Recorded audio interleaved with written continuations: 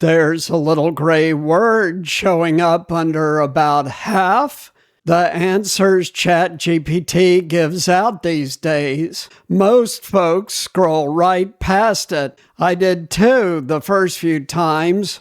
Then I stopped and actually read what was sitting there and went looking for a setting buried a couple of menus deep. I'll tell you where that setting is before we're done. Stick with me. Welcome back to the AI Guide. I'm David. Today it's ads in ChatGPT, what they actually are, what they're not, and what you can do about them. I went through OpenAI's own help pages, TechCrunch, Euronews, and the ad trade press to sort this out. Quick thing before we dig in. If this is the sort of stuff you want to keep up with, hit subscribe and give this a like. Patreon links down below if you want to support the channel directly. Okay, back to it. Here's the deal. Back on February 9th, OpenAI started testing ads inside ChatGPT here in the States. Free tier and that cheaper Go tier, logged in adults only. Since then, it spread to Canada, Australia, New Zealand, and the UK. And it's not a small test anymore. The outside firms that track this say that in the first week of July, right around half the answers ChatGPT handed American free users came with a sponsored block attached. I want to be careful there. That's a third-party measurement, not a number OpenAI published. But even if it's just in the neighborhood, that's a lot of answers.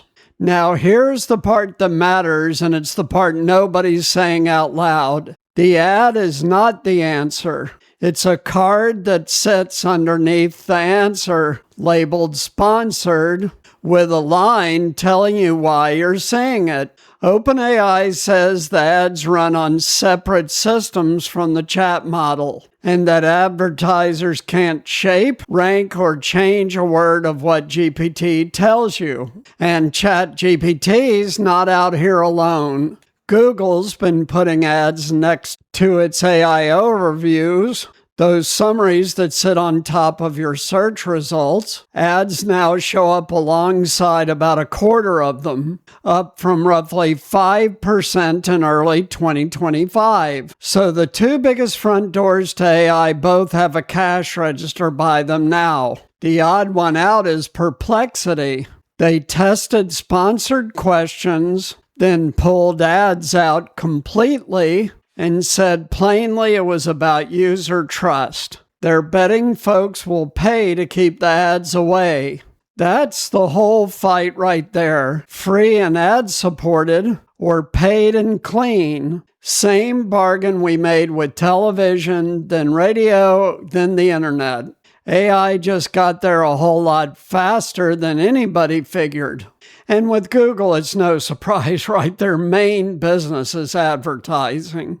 Here's the catch, and it's a real one. Ipsos ran a survey on this. Nearly 2 out of 3 American adults said ads and AI results make them trust those results less. Not that the answer changed. Just knowing there's money in the room made them trust it less. And I'll be straight with you.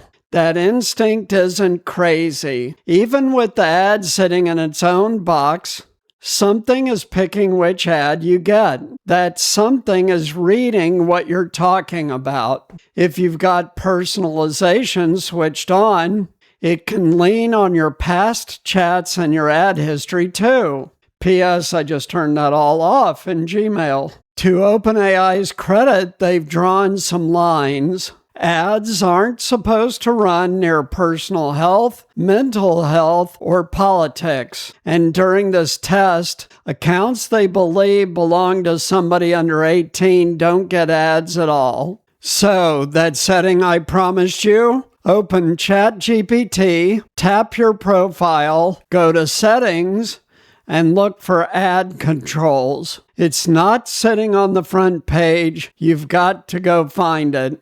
Inside, there's a toggle. called personalized ads. Shut that off and you'll still see ads, contextual ones based on what you're talking about right that second, but it quits using your ad history and your interest to aim them at you. This is similar again to all the other platforms that I just mentioned. There's a second toggle for past chats and memory. Turn that one off and the ads lean on your current conversation instead of everything you've ever typed into the thing. And there's a button to delete your ads data outright. That one doesn't touch your actual chats. So what's all this mean for you day to day? 3 things. 1, if you're paying for Plus, Pro, Business, Enterprise, or the education plan, you don't see any ads, period. Free tier or Go, you do. 2, free users have an option most people have never heard about. You can opt out of ads and take fewer daily messages instead. Ad-free, smaller bucket of questions. Depending on how you use it, that might be the better trade-off for you. 3, and this is the one I'd write on my hand, learn to spot the label. When you ask ChatGPT which mattress to buy, the answer up top and the sponsored card underneath, 2 different things from 2 different systems. Read the little word, that gray word I mentioned at the top. Now you know what it's doing there, and you know where the switch is. Look, I don't think this is the end of the world. Free things get paid for somehow, and OpenAI's been more upfront about the plumbing than most companies would be. But 800 million people a week are getting answers from a company that now sells ads against them. Worth knowing which part is the answer and which part is the advertising. So here's my question for you. Would you rather see the ads or take fewer messages a day to skip them? Tell me down in the comments, I read them. Sources are in the description. Socials are down there too. Please like, subscribe, and share this video. Also, please consider supporting us directly on Patreon. Your small dollar monthly contribution of $5, $2, or even just $1 a month really helps the channel grow. See you next time. Take care. Be well.